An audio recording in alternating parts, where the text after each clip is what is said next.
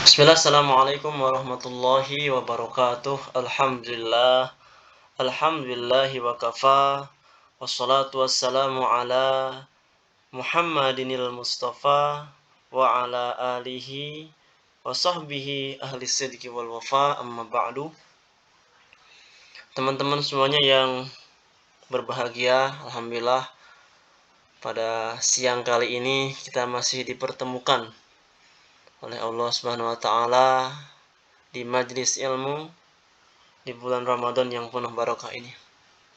Teman-teman semuanya, insya Allah pada kesempatan kali ini saya bertugas sebagai pemateri atau pemakala akan menjelaskan tentang artikel. Ya, artikel langsung saja. Yang pertama yang akan saya jelaskan yaitu tentang definition atau pengertian. Yang kedua ada purpose atau tujuan. Yang ketiga ada characteristic features atau ciri-ciri. Dan yang keempat generic structure atau struktur umum. Dan yang terakhir ada example atau contoh. Langsung yang pertama itu adalah definition atau pengertian. Di sini artikel memiliki pengertian essay made based on fact and opinion to be published in the media, be it print media, online media. Jadi artinya karangan yang dibuat berdasarkan fakta dan opini untuk dipublikasikan di media, baik itu media cetak maupun media online. Jadi karangan yang berisi fakta dan opini, baik itu bentuknya media cetak maupun media online. Yang selanjutnya, purpose atau tujuan dari artikel sendiri memiliki dua pandangan. Yang pertama itu bagi penulis. Tujuan artikel bagi penulis atau writer itu yang pertama, means of conveying ideas, yaitu sebagai sarana untuk menyampaikan gagasan atau ide. Yang kedua, tujuannya itu means for thinking systematically. Jadi yang kedua itu sebagai sarana untuk berpikir secara sistematis. Yang selanjutnya, yang ketiga, means of publication of the result of scientific thinking.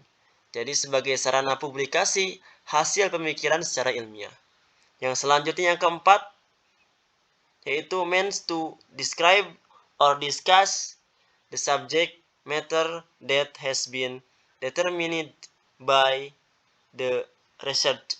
Jadi sebagai sarana untuk menguraikan atau membahas pokok masalah yang telah ditentukan oleh peneliti. Dan yang terakhir, yang E atau yang kelima, tujuan dari artikel bagi penulis adalah means to explain or discuss a problem according to a particular field of knowledge.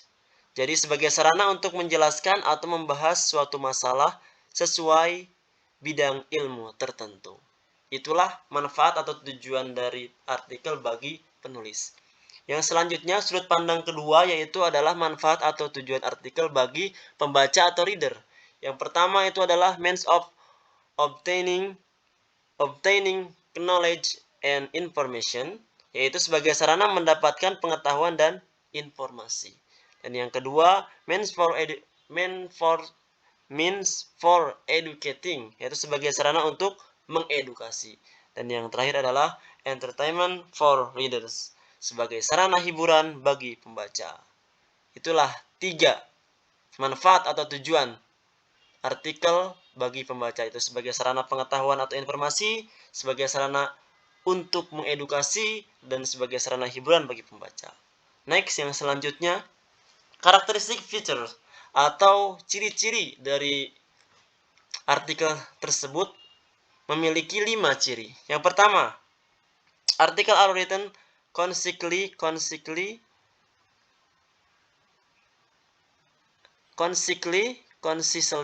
and clearly. Artikel ditulis secara ringkas, padat, dan jelas. Yang kedua, ciri-ciri artikel, the contents of the writing in the article in the article contain fact and opinion. Isi tulisan dalam artikel mengandung fakta dan opini. Dan yang ketiga, article use formal, straightforward, and effective language. Jadi artikel itu menggunakan bahasa yang formal, lugas, dan efektif. Yang keempat, ciri-ciri artikel. Article writing is made systematically. Jadi ciri yang keempat itu adalah penulisan artikel dibuat dengan sistematis, berurutan. Nah, dan yang kelima, ciri-ciri artikel itu adalah faktual and informatif. Jadi bersifat faktual atau fakta dan informatif, berisi tentang informasi. Itulah ciri-ciri artikel.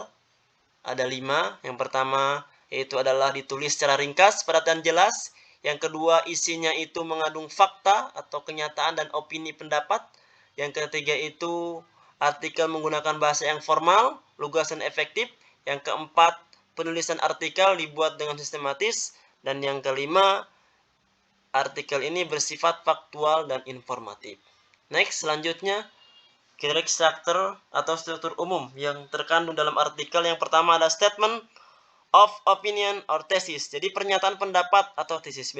Biasanya ini itu berisi tentang pembukaan atau awalan tentang suatu masalah yang akan dibahas. Ini di step pertama atau struktur yang pertama. Struktur yang kedua yaitu argumen. Argumen atau argumentasi. Di sini argumen itu berisi pendapat. Di sini mulai lebih fokus lagi ke topik yang akan dibahas, ya, inti dari pembahasannya di sini. Dan yang terakhir ada yang ketiga, yaitu strukturnya itu adalah restatement atau pernyataan ulang. Bisa disebut juga dengan kesimpulan. Jadi kesimpulannya itu apa? Jadi setelah ada statement yang pertama itu ada pernyataan pendapat atau tesisnya, yang kedua itu ada argumentasinya, dan yang ketiga ada restatement atau pernyataan ulang atau juga kesimpulan. Itulah struktur dari artikel.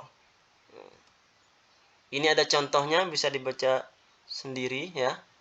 Ini ada yang berbahasa Inggris dan juga terjemahan bahasa Indonesia. Silahkan bisa dipelajari masing-masing. Ini untuk contohnya artikel. Dan ini bibliografi atau bibliografi atau daftar pustaka. Daftar pustakanya saya ngambil dari www.gramedia.com dan dari Google Translate.